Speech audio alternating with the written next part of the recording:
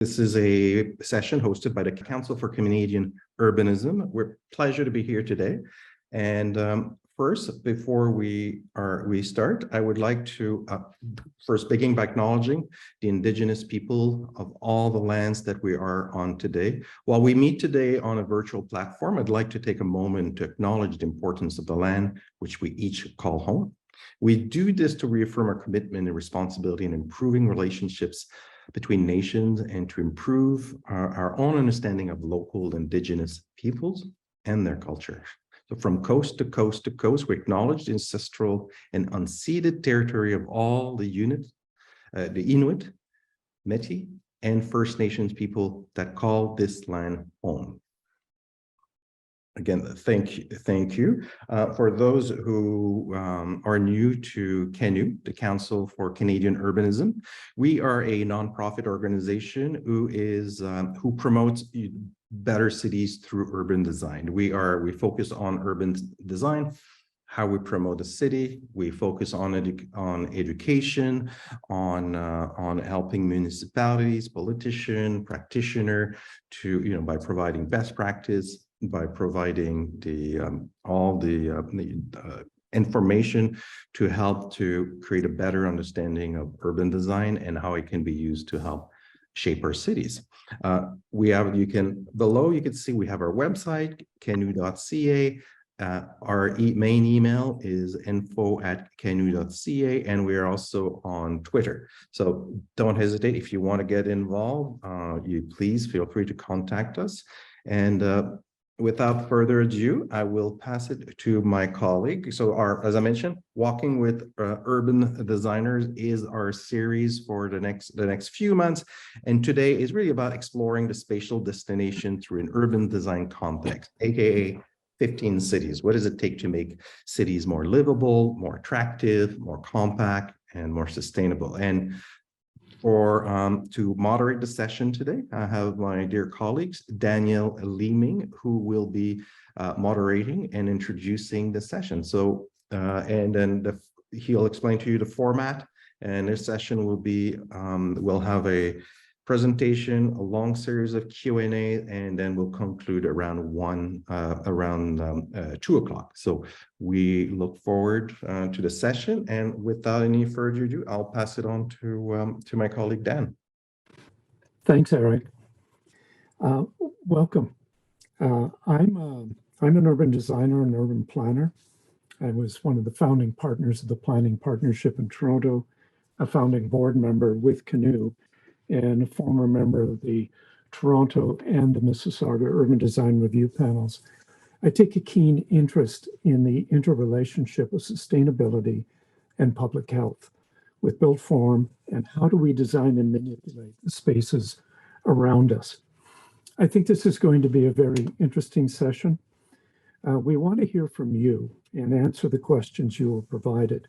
Half of the session will be open to Q&A. We decided we did not want to have just a talking heads lecture. We really want this to be as interactive as possible. And as a consequence, you have provided us with a ton of questions, which we're going to do our best to answer. Actually, if we answered every question thoroughly, it would be an entire university course. So I'd like to just start. We're all aware of the 15-minute city concept. It's used by everyone from real estate agents to sell homes to conference promoters. It is actually a very good idea, except when it's taken as just a populist term. It can be misleading. A fairly concrete step that's been taken, for example, is the City of Ottawa in their brand new official plan. That's called the 5 Big Moves, and it's an important pillar of their OP. And what they say is 15-minute neighborhoods support objectives relating to intensification, economic development, energy and climate, gender equality, and culture. Planning for 15-minute neighborhoods represents a critical means of embedding healthy resilience in planning to achieve healthier, more inclusive communities. So it's important, if it's in the official plan, it's well grounded, it's got teeth, and you can build on that. So I think that's an important step. I think as urbanists, and in particular urban design practitioners, we need to think critically about how the concept plays out on the ground. What are we talking about? What is the context? How do we design for it? For example, in context, what's the locale? Is it urban, suburban, rural? All are very different spatial contexts, layouts, densities, infrastructures, services, and modes of mobility. Weather. This is Canada. In many parts of Canada, we have almost 6 months of winter, if not inclement weather. It varies significantly. How are they accounted for? Mobility, which changes dramatically with age, special needs, distance travel, travel needs versus recreational needs, etc. Christy, can you give me the second image, please? Thanks. When we look at walkable metrics, what you're looking at is a community design.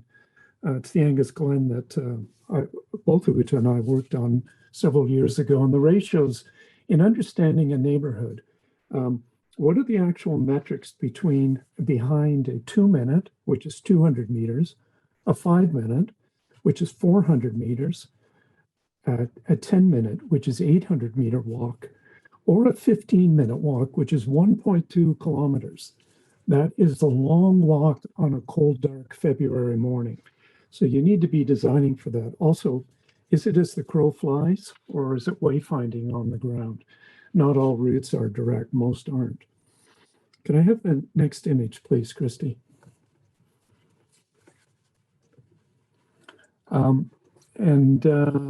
This was part of a lead ND evaluation that I was involved in.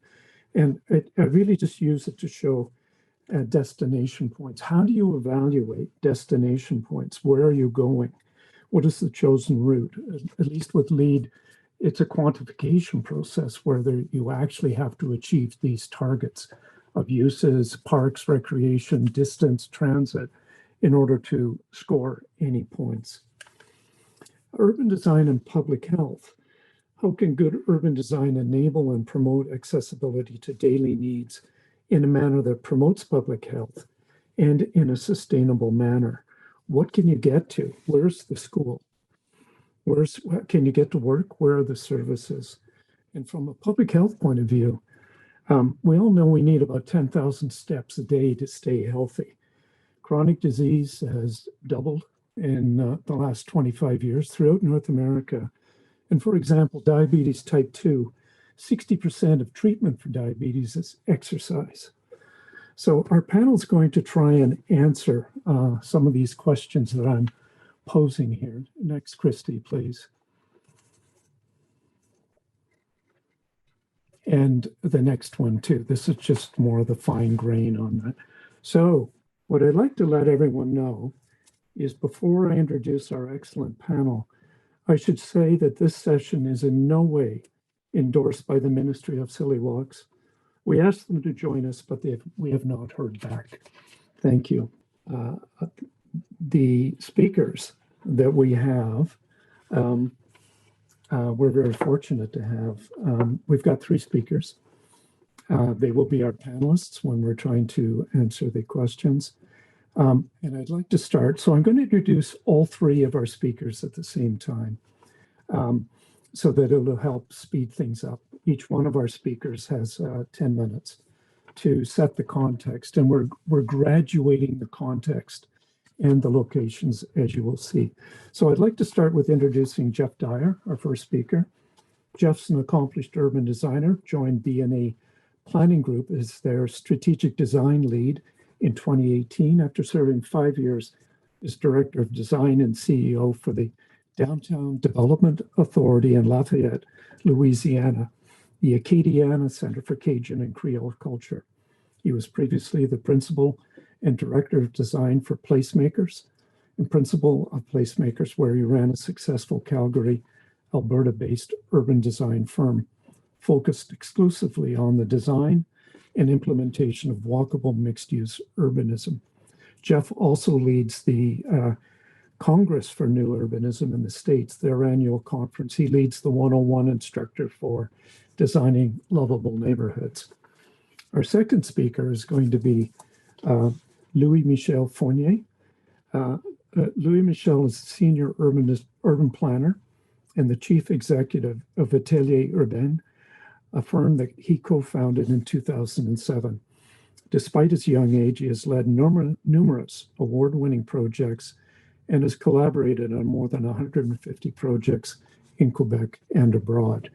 He has produced strategies, plans, bylaws, and studies in various contexts. Mr. Fournier is greatly involved in the urban planning evolution in Quebec and is recognized as a leader in the field by the successful projects of his firm and his involvement in the Order of Urbanistes de Quebec to help the profession grow. He received the CIP President's Award for Young Planners in 2020. Our third speaker is Utamaya Giambattista. Uta is an urbanist with more than 20 years of experience. As an urban designer and planner, Uta approaches her work with the understanding that design can be a vehicle for creating healthy places and communities, while being aware of the complexity of urban spaces and the potential of infrastructure to transform the vitality of, sorry, I almost lost my link there. Transform the vitality of a place. Integral to all our management and design work is our commitment to the integration of social, economic, and environmental sustainable practices from the early stages on. Uta is also a member and treasurer for Council Canadian Urbanism, member of the Vaughan Urban Design Review Panel. She is also a member of the provincial AODA Design of Public Spaces, Standards Development Committee, and the past chair of the Women's Leadership Initiative, Allies in an Action Subcommittee of the Urban Land Institute. So welcome to all of our panelists. I should say, in answering the questions, Eric Turcotte is also going to join in answering some of these questions, also as an urban designer. So I'm going to turn it over to you, Jeff. Each speaker has 10 minutes, and then we'll be opening up the questions. Over to you, Jeff. Thanks, Dan. I'm going to work on getting my screen shared here. So it's a 15-minute city, but we only get 10 minutes to talk. So I'm going to set my timer and stay within that. Let's see here.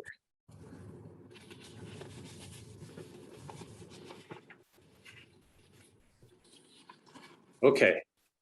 Thank you, Dan. Welcome, everybody. Jeff Dyer, partner in urban design lead with BNA.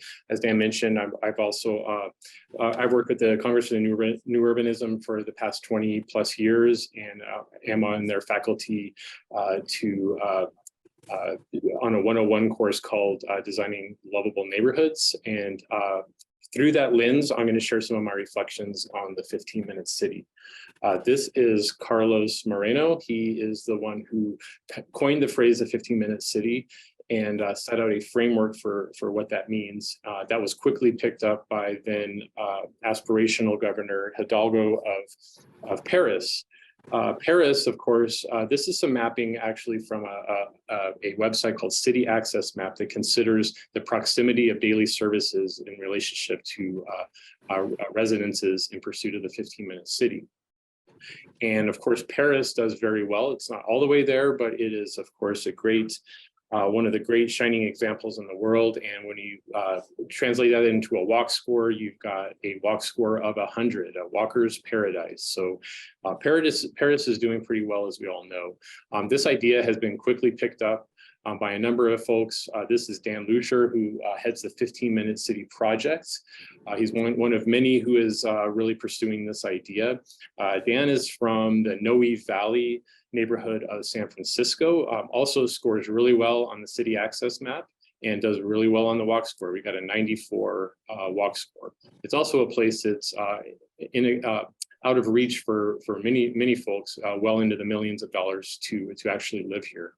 And that gets us to our bigger problem. When you zoom out and you look at San Francisco and Oakland being these shining examples for both walkability and proximity, the rest of the population is not so lucky. And so you're seeing a lot of these other areas that are not in proximity and are likely unwalkable. So we're going to review just quickly, what are the four primary framework highlights that Carlos Moreno's laid out. The first is proximity. You need to be close to things. There's diversity. We need to have different things, different land uses, different things going on. And then you need density. You need enough density and intensity of those two things to actually make them viable.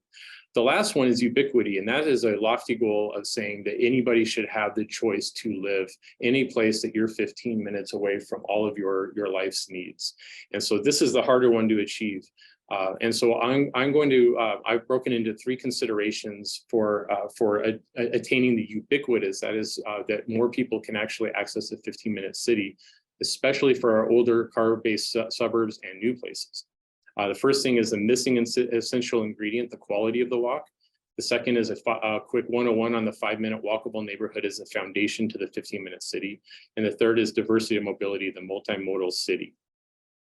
This is the city of Calgary, according to the city access map. Our core, of course, is a great example of a 15-minute city with lots of residences and our daily needs well within reach. There are a number of other areas that were identified in Calgary as well. And I noticed this one is in a first ring suburb to the south, and I'm familiar with this area. And the first thing that stood out to me is that the truth is, while its proximity to services, it's got a very low walk score. And it's typical of a first ring suburb. It's arterials crossing, there are strip malls and shopping areas, residential pods that back onto, and it's typical of this type of area. But the truth is this is not necessarily, although you are in proximity by a bike or walk, you're not exactly in a very walkable proximity. So the first essential ingredient I think that needs to be added to that list, and I don't think this is an oversight by any means by Carlos Moreno, it's just that this should be up there in terms of an essential ingredient to a 15-minute city. This is my friend Steve Mouzon, a friend and colleague, and he has a website called Original Green, amongst others. He wrote a book, amongst others, called The Original Green, and came up with this idea of the pedestrian propulsion.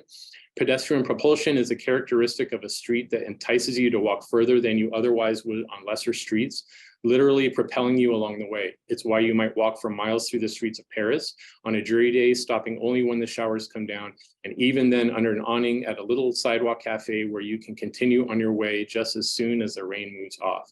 The opposite of pedestrian propulsion is pedestrian obstruction.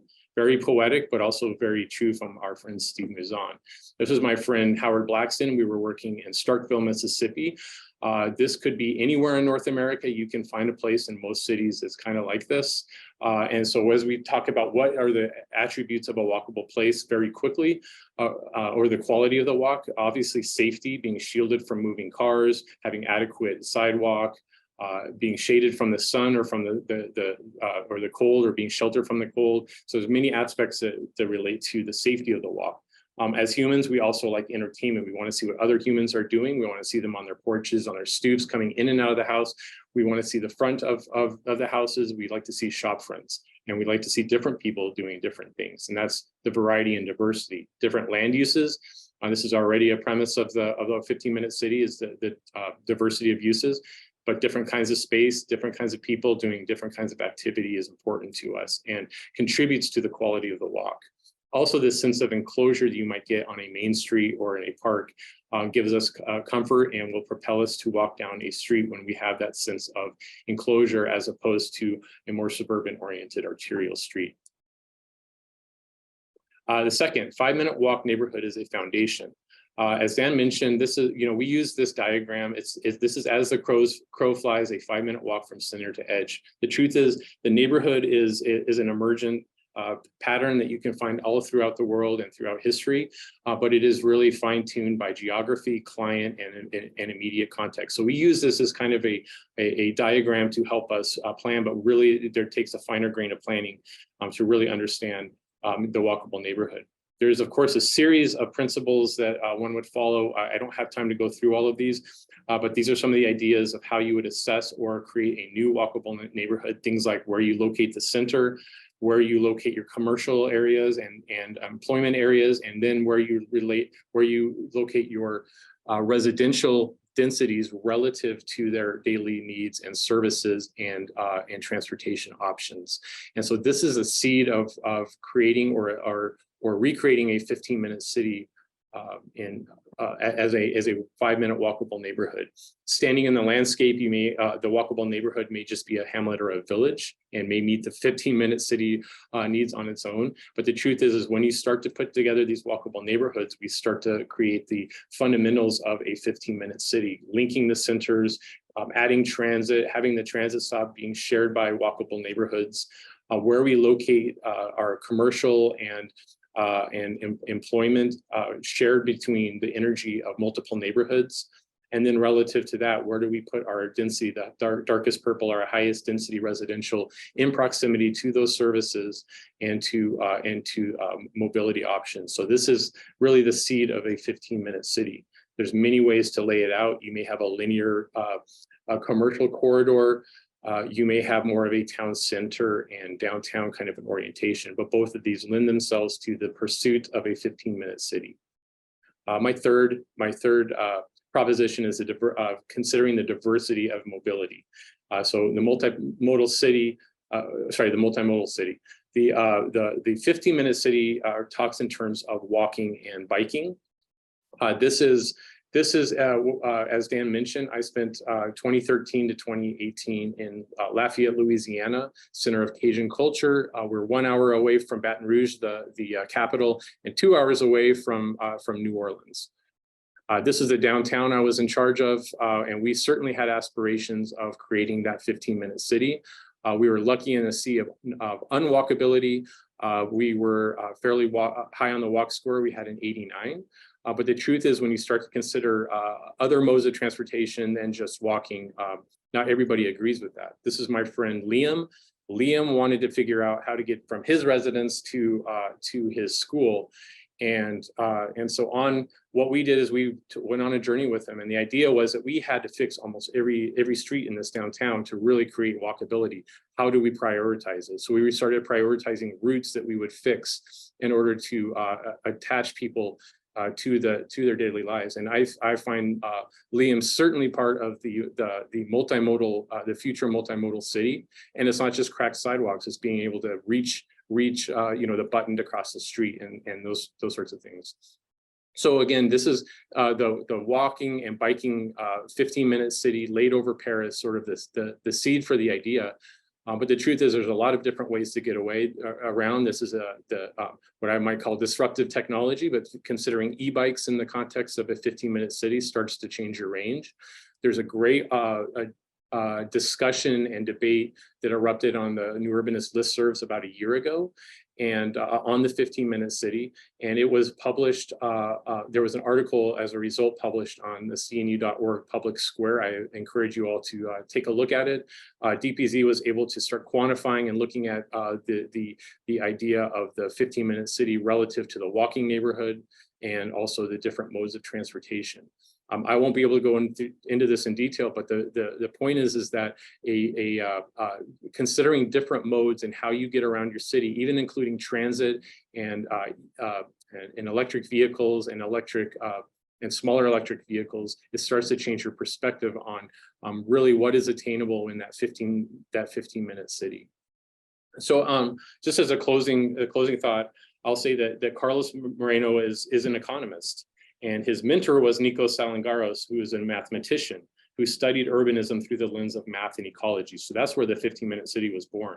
As designers and planners, we are trying to put a physical dimension to this idea, but the idea of a 15-minute city, a place where you can get not only all your daily needs within a bike or walk, but all of your needs for your entire life within 15-minute journey is really almost a state of mind, with an underlying idea that if you achieve the intensity and diversity of a 15-minute city, that you've actually achieved an essential urbanism that we as a species long for. It is a lofty pursuit, and I look forward to hearing from my colleagues and their perspectives. Thank you. Thank you, Jeff. That's wonderful. That's great. It covered quite a range. And I think to a certain extent, you helped answer some of the questions that have been sent in.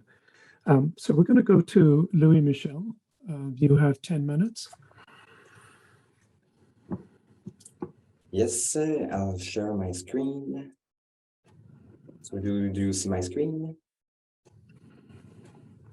Yes, good, thank you.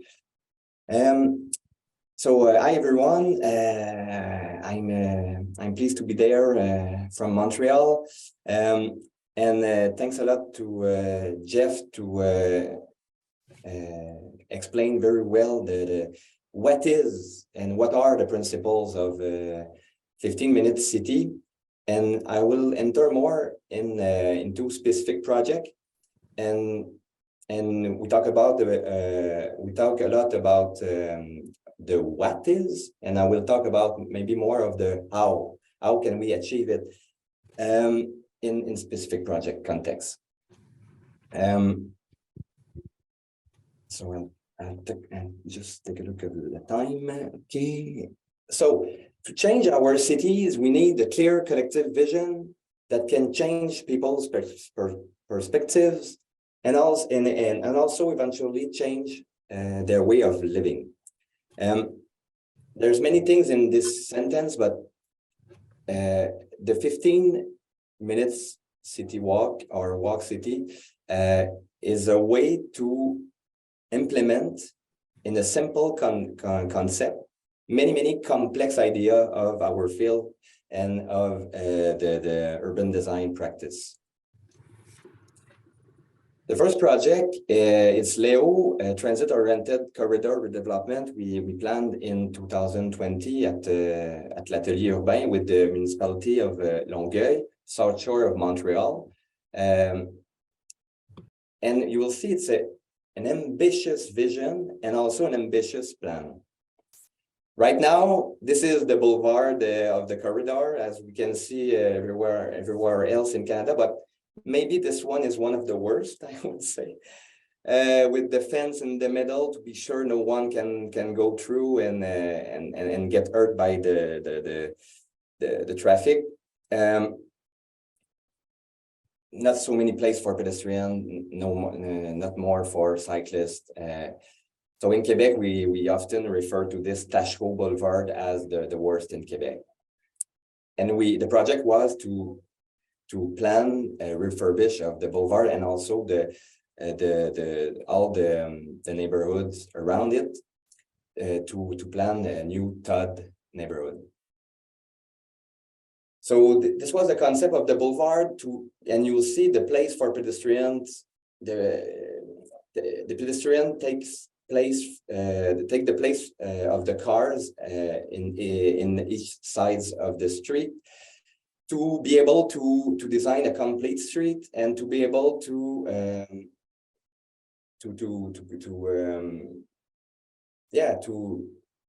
evolve this horrific boulevard into a more livable place. So all transportation modes were planned in the same space, but less place for cars. And this is I think the most difficult thing when you talk about 15-minute city and walkable environment. We as urban planner and as the decision maker, we give advice to. We need to make difficult decisions. And in this project, we could not just look at the traffic analysis, because if we were looking at only the traffic analysis, we would say, oh, we need more lane for cars. But we look of many other parameters, and Jeff explained quite the parameters for the walking score and other parameters to be able to balance the weight of the argument for cars into the more complex context of urban issues. So this is a big scale project, 6 kilometers of 6 kilometers on the Tachereau Boulevard, and also 6 Todd area. It's the boulevard will have a light rail system, and around it we did I'll just open here my notes. Yeah. And around it we planned 6 neighborhoods. And this image show you cannot you cannot recognize the old boulevard. And what I want to say about it is I think we need bold vision. We need to think far away in time, to be able after to come back and do small steps, but always keep in mind and collectively keeping in mind this long-term vision. That's help keep the focus and helps also bring also the public engagement and the public approbation. So the first key I would say it's 15-minute city needs a 15-year plan. Because our suburban area, we are a suburban nation in Canada. When you go out of the core of the city, so we need to rethink the city. If we don't want to continue to extend the city on natural field or agricultural field, we need to rebuild the city on itself. So the 15-minute city, in my perspective, will be in the actual city area. So allow us to plan the city we collectively want. This project, the people were very happy about this project, about this bold vision. So we need to talk, we need to think about this public engagement, and not only the automobilists that come in the public hearings. The second element, detailed planning and design. I think we need to, this bold vision, but also go in very specific details to be able to construct the future we want. So this is a more specific project in the Chambly Historic Town Center. It was a project in 2019, and by 2-year project. And it's a historic town center ends through respectful urban parking redevelopment. So here in this picture, you can see the old shopping mall on the right, and the parking was there, and is still there, but in the redevelopment has already begun. So it needs some courage to reduce the place for cars and give more space within the built environment. Another image to show I would say the ambiance, but the feeling, the experience. So right now it's looked like this. So we are not quite yet there, but you can see the building at that are already begun. So the key number 2 would be municipal leadership, because in this project and in our project, we need a mayor or municipal council to be the promoters of this vision, and to respond to the critics and to defend this vision. So us as urban planner, we need to give them the tool to be able to respond to the critics and get everyone to embrace the vision and the project. And I will say, make the choice of walking the most obvious and enjoyable one, because if you look at this image, no one would say, oh, I will go there by foot. But maybe in this kind of environment, you would go in when you will walk in it. I would say another element, tactical project for strategic result. This is a downtown shared street in Saint-Eustache, a small city north of Montreal, maybe 30-minute road from the downtown of Montreal, or 40 minutes in train. So here it's an example of public project that changed citizen perspectives and eventually changed their way of living, of life. So this was a normal downtown street, small town street. Obviously, as you can see in every old town, the street is more occupied by cars. The proportion for cars is most of the area is occupied by cars. So obviously cars use it.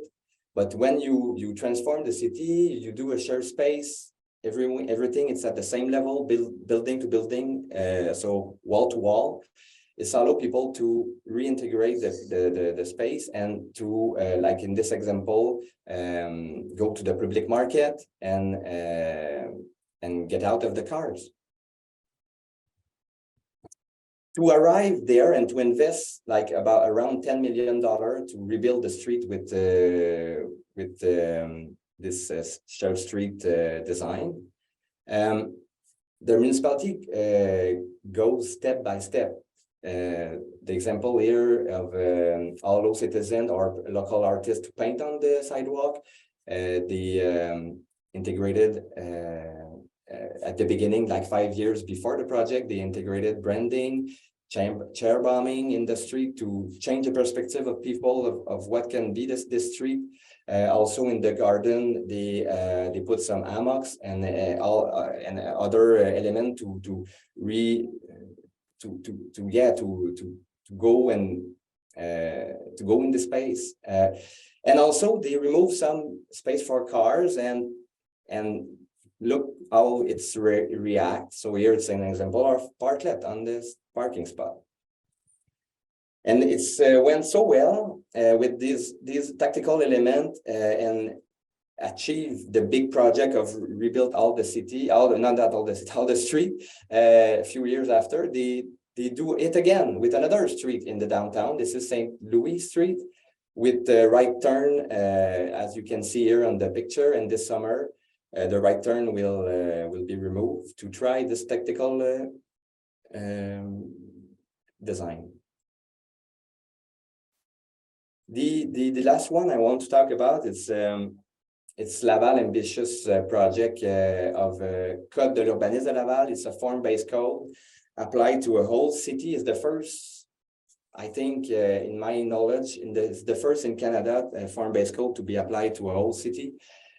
And again, they decide, the municipal council, in this case, Stéphane Boyer, the mayor of Laval, and we were lucky because he has a great vision of neighborhood without cars, and he even wrote a book about it. So Des quartiers sans voiture, and I don't know if it's available in English, but it's quite a good little book to read, even for us as urban planner. You can learn something in it. It's he tried to explain his concept of how we can achieve this 15-minute walk city. And for those who don't know form-based code, just a few examples here of what is the difference between a form-based code and conventional zoning. It's regulating urban forms to bring certainty and allow real estate projects to create a walkable and thriving neighborhood. So it's a way to, I would say in my words, it's a way to embed it or integrate urban design in the municipal bylaw. Or the zoning bylaw. And it's with many image or picture in it to explain the principle. And as you can see in this picture, in 8 pages, you have all the principle standards that apply to a specific zone. And to finish, you can see here traditional zoning that's create or generate this kind of urban form. Building are not close to the street. Usually you have parking in front of the building and so on. But with form-based code and with the CDU of Laval, we integrated in the bylaw some criteria and some standards to make sure this will happen and not this in so the one below. So just to recap a little bit, I would say 4 keys. 15-minute city needs a 50-year plan to think bold and to do it step by step after. Municipal leadership it's important for human scale redevelopment, not just the vision of the developers. Pilot project to engage change and strong urban form regulation. Thank you very much. Thank you, Louis Michel. That's great. It's good to see examples of how to reimagine existing urban form, both brownfield redevelopment as well as old outdated suburban form. It's very helpful. And again, it goes towards helping to answer some of the questions that people have brought forward. So we'll go to Uta, who, if you're ready, you have 10 minutes. Thank you, Dan. Let me put on just presentation mode. Can you see my screen okay? Or no? There you go. So once again, my name is Uta Maya Jean-Baptiste. I'm a principal at FO10 Planning and Design here based in Toronto. We have offices in Kingston and Ottawa. I'm also involved with the Canadian Urbanist for a while now, being the treasurer, and I'm very happy to be here with you today. There's so much that we can touch on this specific component, and it was hard to actually put together a few thoughts that maybe can incite more conversation. No definite answers, it's just my observations through my own practice. So you know, what's in a walk and what do we put and usually enshrine in our official plans, secondary plans? It's a series of you know, principles in which we want to see our communities evolve. The beauty of all these principles, whether it's conservation, placemaking, compatibility, transit supportive, safety, livability, is that they actually have a physical dimension to them. And building a little bit on what Jeff already has put forward, what I find, at least very interesting, is that in the Canadian context, in examples like the one that Dan was already showing in Angus Glen or Cornell, is that in the Canadian context, we started to manage and work with a series of modules, so to speak, that start from the sub-neighborhood kind of a level that has a very distinctive sub-center that's usually an open space. Sometimes it's accompanied by a very modest, I would say, sub-neighborhood elements. Coming together as an organism, the moment you start to put four sub-neighborhoods together and start forming a neighborhood, you get into a layering of hierarchies of not only your streets, but also your open spaces and your daily needs. And the moment you put, let's say, 4 of your neighborhoods together to bring form a community, obviously the hierarchies of commercial, higher, denser residential uses start forming what we see in our communities. And I find this over and over in all of the work we do, whether it's with small municipalities, small towns, all the way to the metropolis. So I wanted to kind of take this and a very, very abstract, this is without any contextual realities of the communities we work with, and that you so well know of topography and natural features, and kind of overlay that module into 2 very distinctive walks. I'm not covering all the walks. There's many walks from the small hamlets and towns in I don't know, Beaton and Chatham, all the way down to a mega polis, like the walk that I want to take you through. So the first one I just wanted to walk you through is an infill reality, for example, of communities where you have a well-established, stable residential community that's designed from the 70s, you can see the typical spaghetti development of that era, and how you developing and thinking of a master plan, how you can kind of ensure the livability and the resiliency and the future proofing also of what you're putting forward, and basically kind of trying to make up for what may not be immediate for the future residents. So in the same fashion, the 5-minute walk to the edges was implemented, where you have a clear distinctive center. You also have a clear distinctive kind of road system that takes you to and from two main and arterial roads. You also have a system of open spaces that kind of serve each sub-neighborhood that gets formed along the route. But what was more distinctive that really kind of, especially in the Canadian context, when you start getting into mixed uses and offering retail being such a delicate kind of sensitive use pending densities, we started to notice that in order to even just warrant small little kind of neighborhood centers with livable, viable retail offerings, that the densities that you're starting to look are quite different from what we are usually accustomed in some of our greater suburban areas. And that kind of speaks to the ubiquity that Jeff was mentioning, in that because it's not the norm, it obviously also sometimes tends to gentrification and to really cater to not all of our populations. So being from Mexico City, I also wanted to kind of take you through one of my favorite walks. It's almost like a tourism promotion video, but I'm speaking to La Colonia Roma, which is within Mexico City's neighborhoods, wards. The city is immense. It's last I looked to 25 million, but within the Colonia Roma, that's defined by a series of arterial roads. You can start to see like the structure of the distinctive open spaces and a 5-minute walk.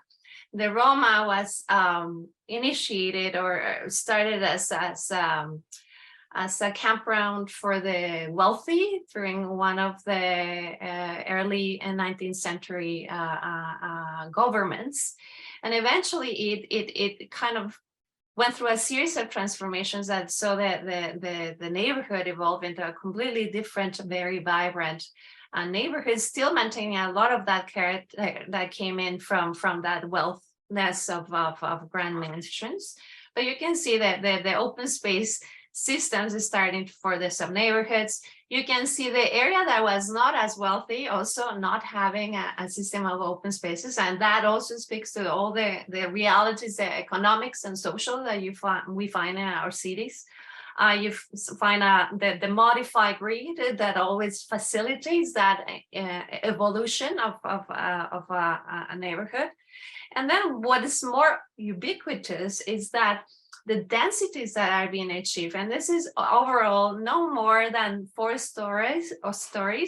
We have 10 stories, but overall jobs and people per hectare, we are talking about 250 persons and job per hectare, which is very much what provincially we are required to deliver next to transit.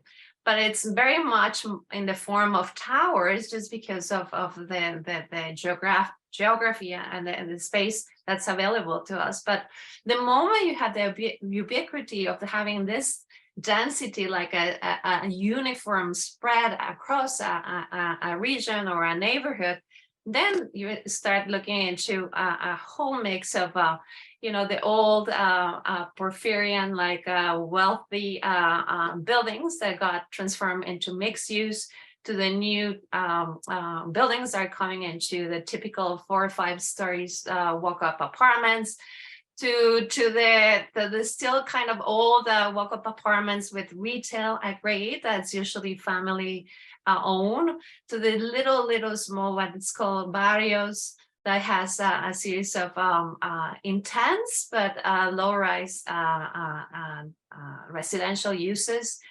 You obviously hand in hand comes all the transportation. In the case of the metropolis, you have anything from Metrobus, the BRT, or the transit subway stations that are prevalent throughout the region, but also a series of daily need uses that actually start to kind of talk to the whole flavor or a range of flavors that go from markets to very, very kind of, I would say, more gentrified options like cafes, where you also still have the tortillerias where you can get your tacos, or you can have a coffee right next to a wonderful open space.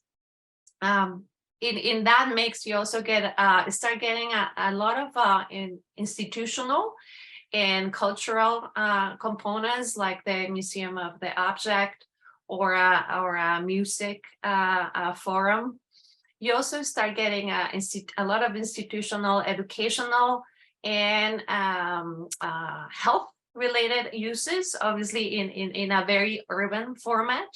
They don't have big kind of playing fields, but it's still kind of very important in making the makeup of the community.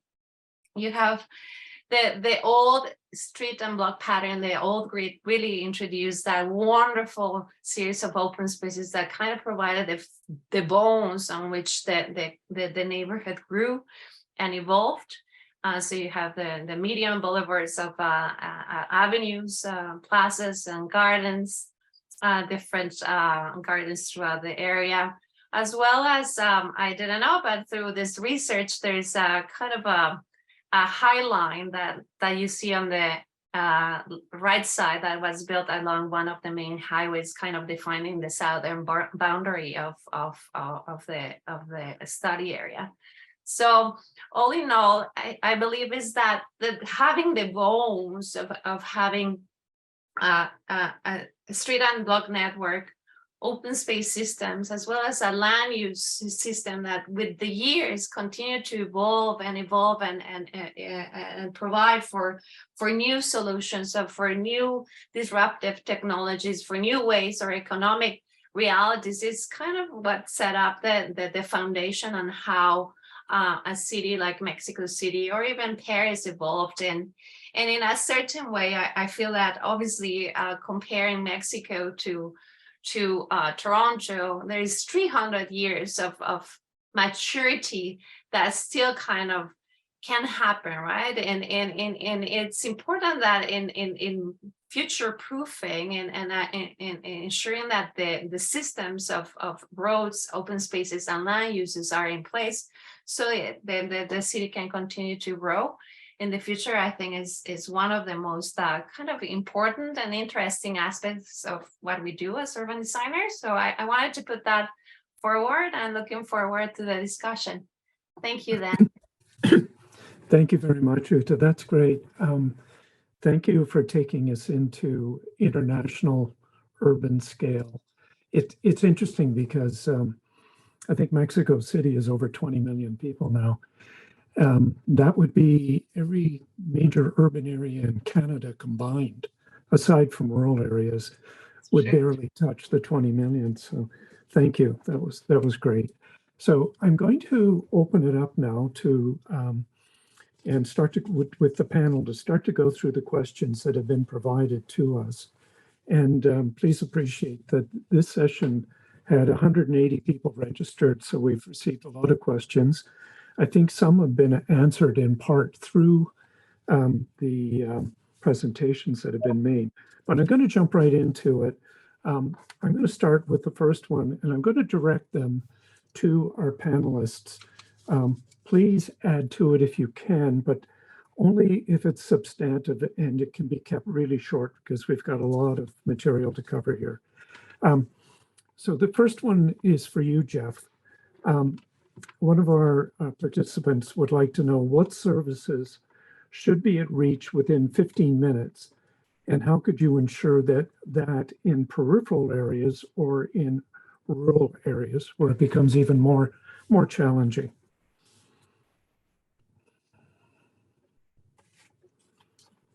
Yeah, that's a good question. So there's a couple of kind of ideals that are being at here when I presented the 5-minute walk neighborhood, which the premise is that you want to have your daily needs met, potentially by a walk. And the 15-minute city, though, was actually born out of the idea that all of your life's needs are within a 15-minute reach. That means a visit to the hospital. That means the administration of your city or of your place. That means the full spectrum of things that you need are within a 15-minute walk or bike. So that's where the 15-minute city was born out of. Which is it's a lofty goal, and obviously we saw that Paris hasn't even met it. Like that's their goal, right? Their principle, and so it is sort of this ideal that's held out there. But even for the neighborhood, just to meet have the chance to meet your daily needs, right? To go to the dry cleaner or the coffee place or your daycare or whatever.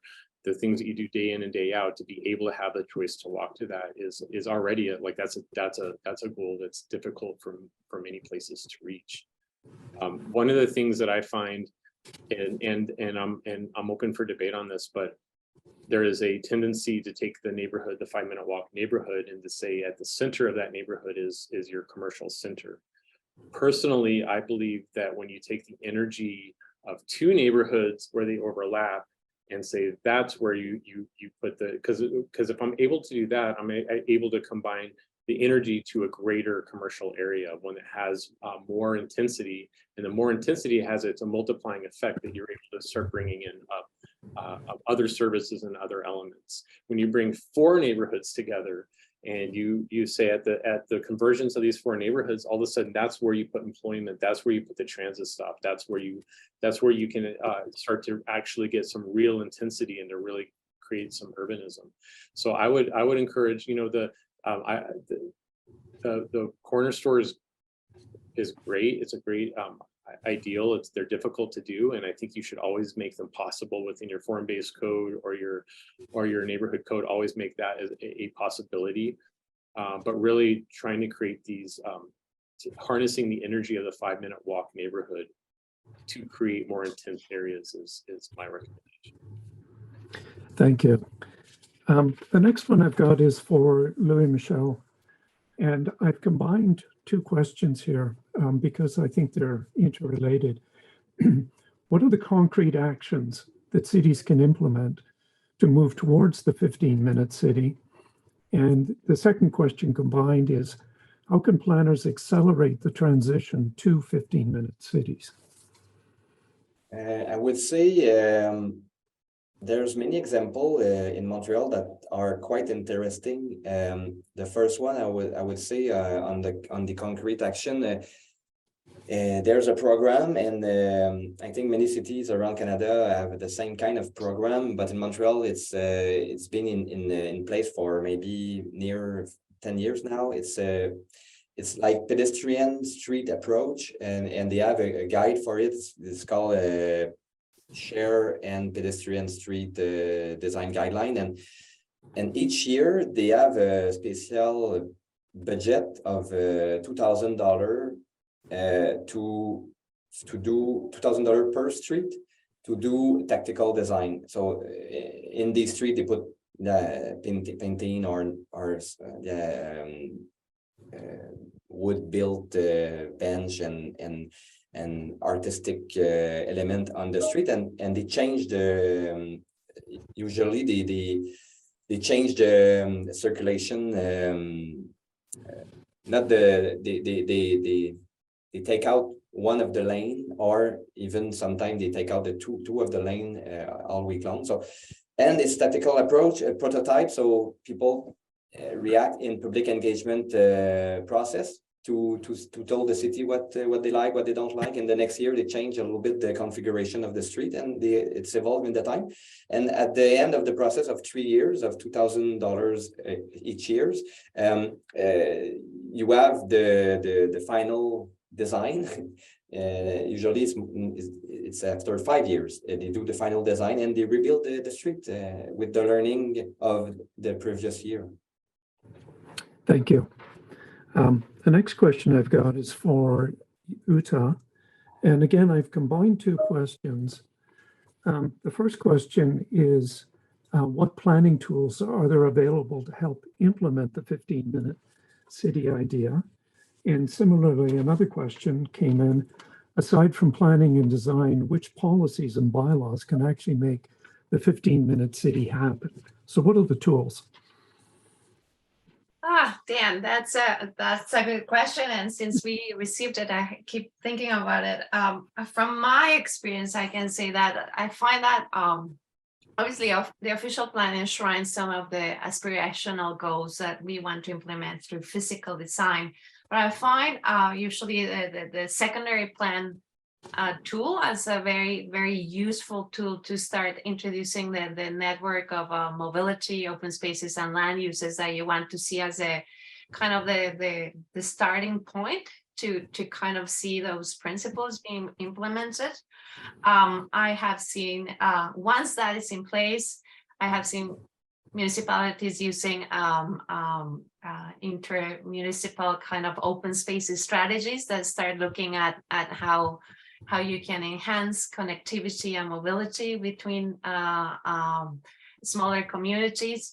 At the larger scale, I really like what the City of Toronto has implemented. If you have especially if the pressures of intensification are already there and you have the market, they pass a bylaw to permit corner stores, or to enshrine them as something that is possible within the zoning bylaw. So I think keeping an eye on how your population is maturing and how much intensity is coming into the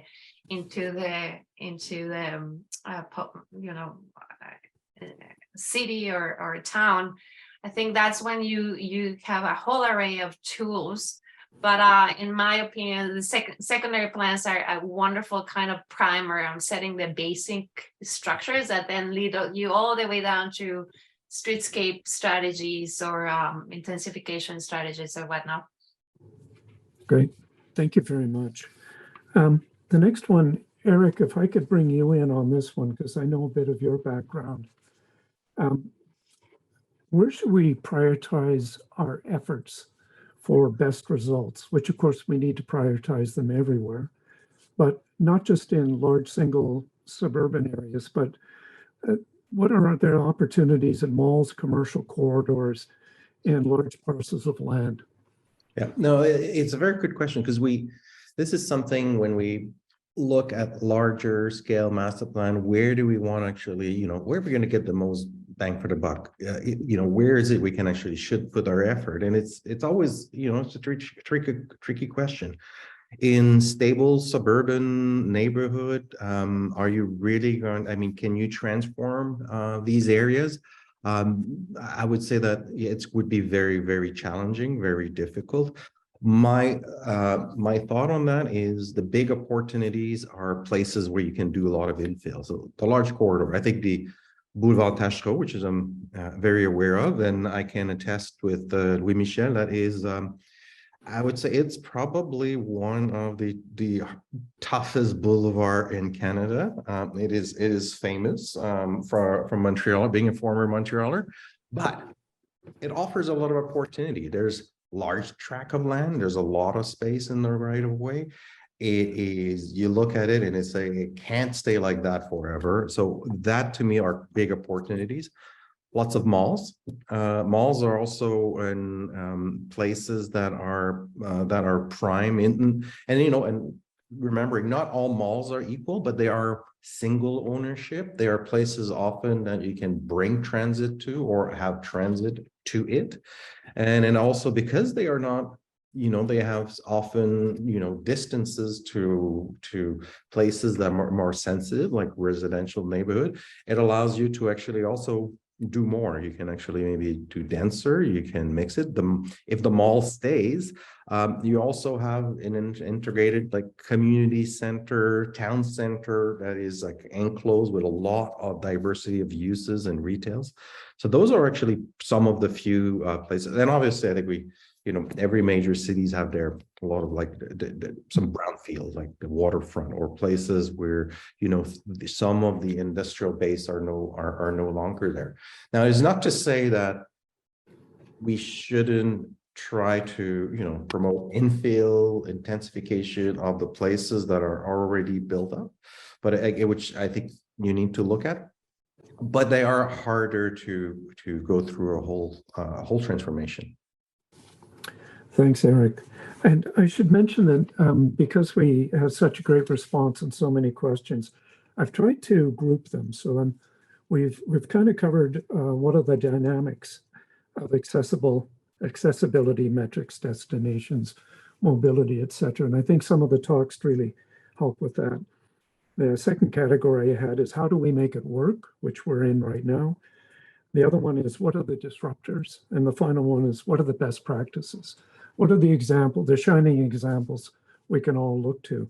So I'm going to move to another one of how do we make it work. Jeff, we got a question here. Why aren't seasonal differences discussed for winter cities? 15-minute walk or cycle distance is quite different in winter, even for the able-bodied folks. So climate.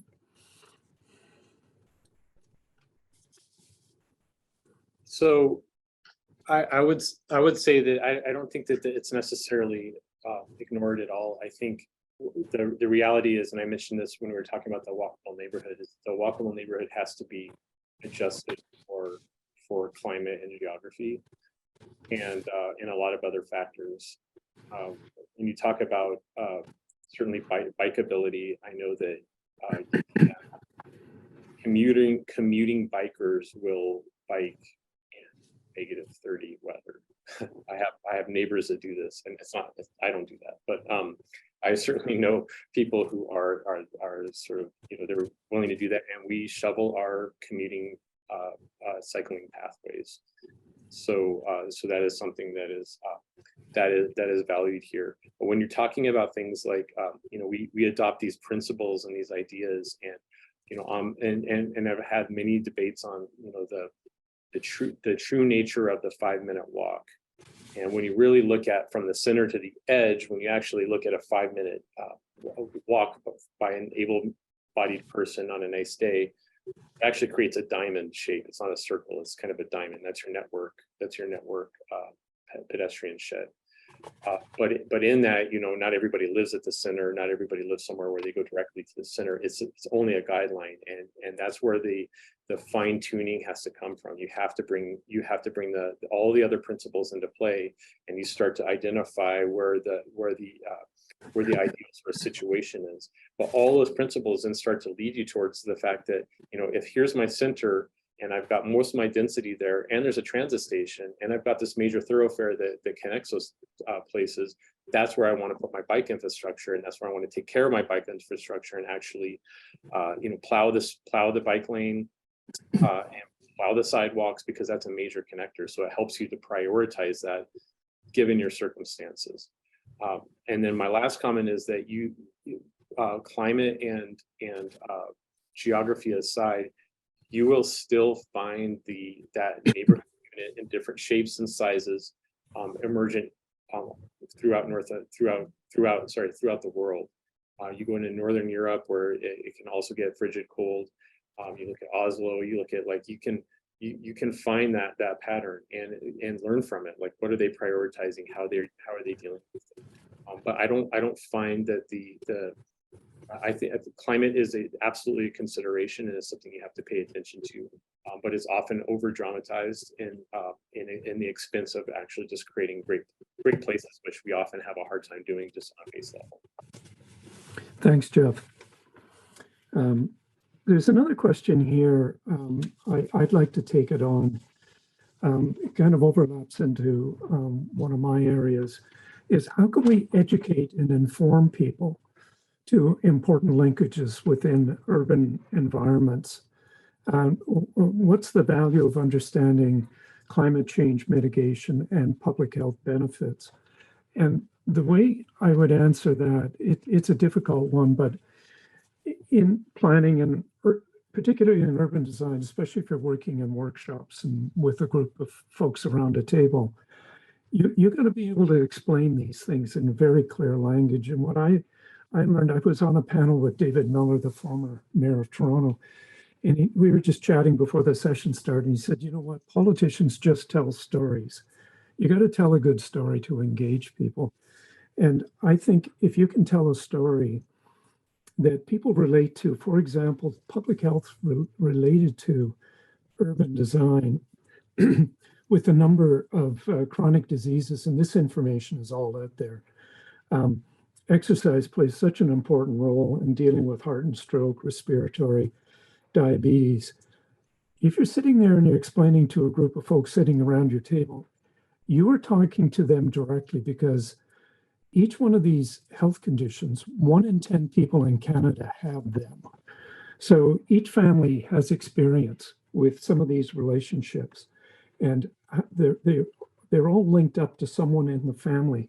So if you're able to describe how a better designed community can facilitate, for example, the exercise, at the same time, the common principles of sustainability, good urban design, and public health are all interrelated. They share very good, strong common principles. So if you're able to sit and talk to someone and say, imagine you're walking down the street, and what is the experience that you have? Are you faced with a bunch of car bumpers or parking lots? Or do you actually see architecture, people, character, trees? And as you're walking down that street, do the street trees, are they mature enough, or are they there at all in order to provide a canopy that makes it a cooler climate in the summer? Leaves come down, solar penetration makes it warmer in the winter, but it also reduces heat island effect. So it's not only public health, it's good urban design, it's sustainability. Are there sidewalks? What's the quality? Jeff has shown us a number of examples of horrible sidewalks. You'd never get a wheelchair or a baby carriage down. Where are they located? Are they on 2 sides of the road? Are they on 1 side? How's the traffic calming handled? What's is there an attractive building facade? Are the buildings pulled up towards the edge of the street? Is it multimodal? Can you get around by different means? Do you have choices? What's the destination? Where do you want to go? Can your kid walk to school? Can you walk to visit family members who are in a long-term care facility? So the daily needs. So anyway, I always think it's about telling a story that people relate to as you're sitting there drawing and sketching up ideas for a community, that they start to becoming, oh, I didn't understand that. That makes sense. Yeah, I'd like to do that. I'd like my child to be able to enjoy that. So anyway, that's me. I'd like to move to Uta. I've got a couple of questions I'm combining here. One is, what are the urban design implications for shifting from commercial offices, for example, in downtown, to residential and mixed use? And how does the shift to live work affect urban design for existing or proposed urban plans? And I think this one is quite poignant, because clearly it fits into well, we're not over COVID yet, but certainly a COVID-driven circumstance of people wanting to work in different locations and shifts. And large urban areas are still figuring out, is everyone going to come back into those commercial cores that we had? Some of your thoughts on this one, Uta. Thank you, Dan. Well, I guess being the eternal optimistic, I think it's a great opportunity to really kind of start introducing some of those mix of uses that we usually don't see as much in our financial districts, for example, in Toronto. I think different property owners are starting to look into what that entails. Obviously, the conversion of type A office buildings into residential is a challenge. It's also how you manage with the building with the component that remains office or whatnot. But I think in a unintended way, the need of really kind of rethink of how we mix and how we can create more complete communities, even within the heavy, dense downtown areas, is something that has to be addressed. I think the financial districts is kind of a legacy of the 80s kind of a stock market kind of mentality, and I think we have evolved. And the beauty, I think, at the end of the day, is that the street has the street and block, the downtowns have a street and block network that allows them to reinvent themselves to wherever it needs to kind of survive. And I think that's all about future proofing and the beauty of cities. So I really look forward to kind of see some of the conversions and see how that revitalizes it. Even just as a quick anecdote, the city of Toronto is really trying to get workers back to downtown and city hall, and a lot of people is not coming back, and it's all predicated and supported the commerce that's in the downtown area, especially the path retail. And I think if we were serious about this, I think it will be time to bring residential into some of these buildings, because people is not fully going to come back, and that's the new normal. That's great. Thank you. Staying with disruptors, I've got a question for you, Jeff. How will disruptive technologies such as e-bikes and autonomous cars impact the 15-minute city?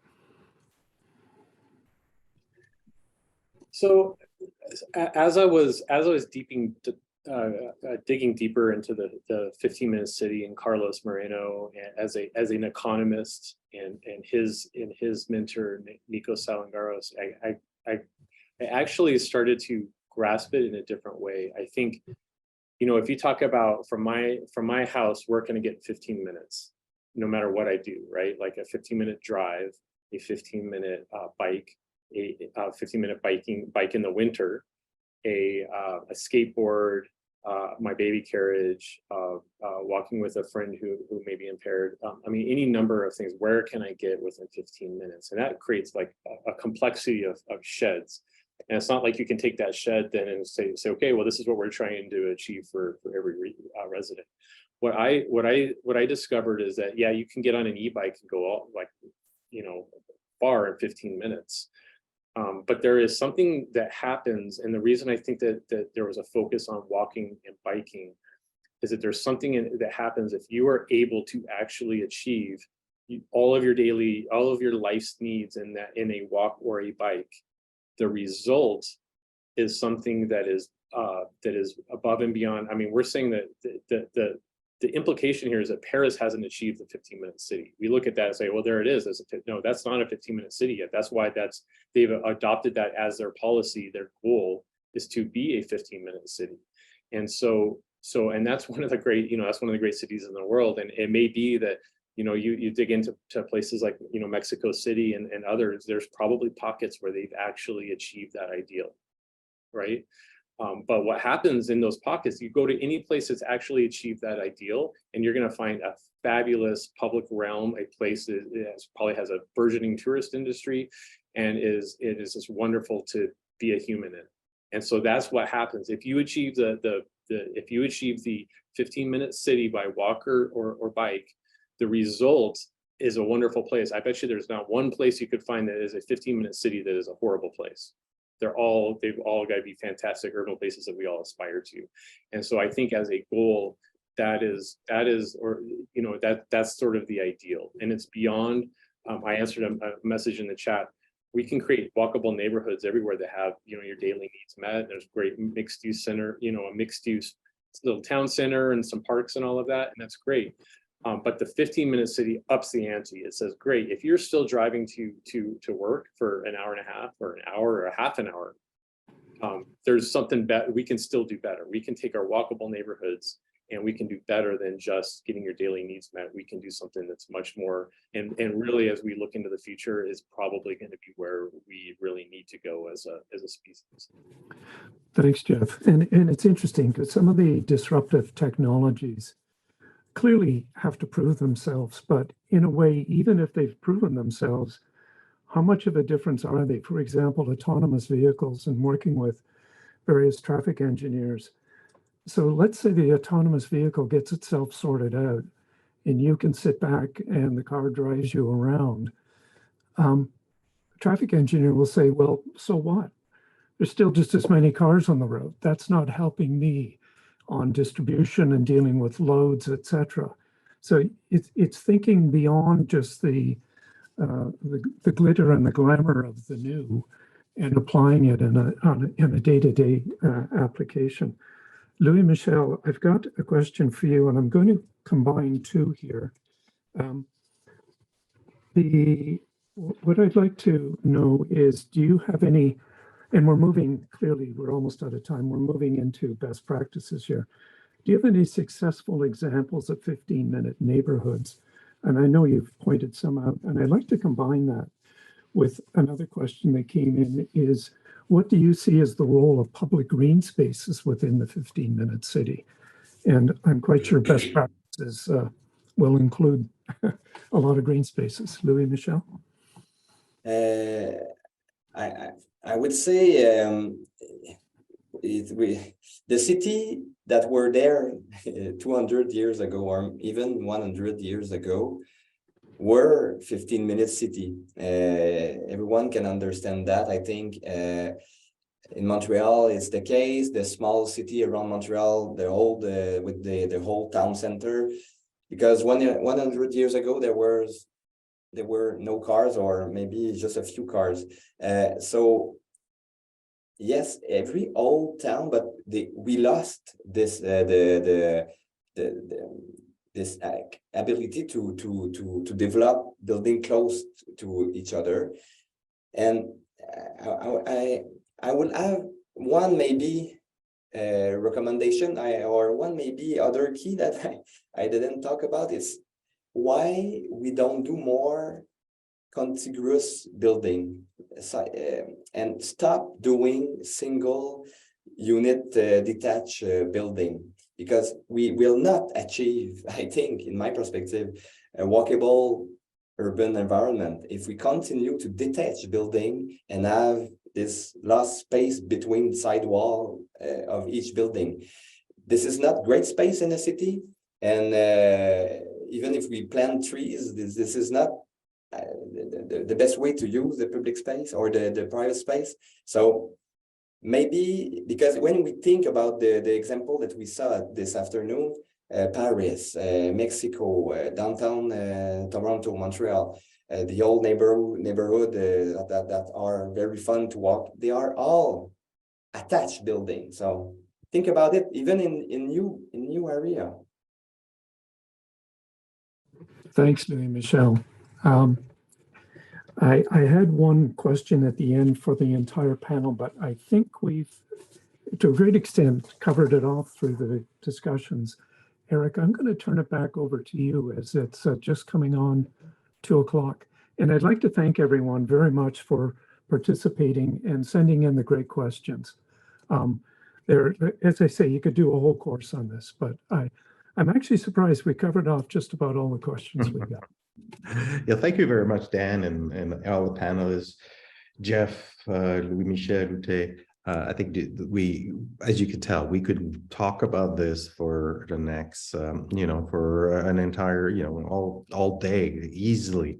I think what's, an interesting reflection on what Louis Michel is brought up is, I'm always amazed. I mean, we look at, if we wanted to recreate our favorite cities today, the places we really love to visit, go to, and to live, and like we couldn't. Like the standard that we have I've made them so much more difficult. So I think it's something to reflect on for all of us is how can we do things better? How can we actually, when question was about creating a more organic city, things that are, like they needs to be planned, but we need to also make sure that we maintain some room for that creativity, that joie de vivre, the sense of beauty and livability. So on that note, I want to thank everyone for their participation today. It's been absolutely amazing. This recording will be put on our website in the coming few days. So again, my name is Eric Turcott. I'm the president of the Council for New Urbanism, Council of Canadian Urbanism. And I want to thank you all for coming here today. Our next event, we are having our AGM next week, next Thursday at noon Eastern time. So anyone who wants to join, who wants to come, and we had sent a notice about people who wants to join the board or be involved. If you haven't received it, please email us at info@canu.ca, and we'd be pleased to send you the link and the information. And then on this note, again, thank you, Dan, Ute, Jeff, Louis Michel, and everyone here today who have asked questions and have participated. And we look forward. We will have new event in the new years that we are walking with urban designers and working with urbanist series. And stay tuned. We'll be forwarding and sending some invitation shortly. Thank you.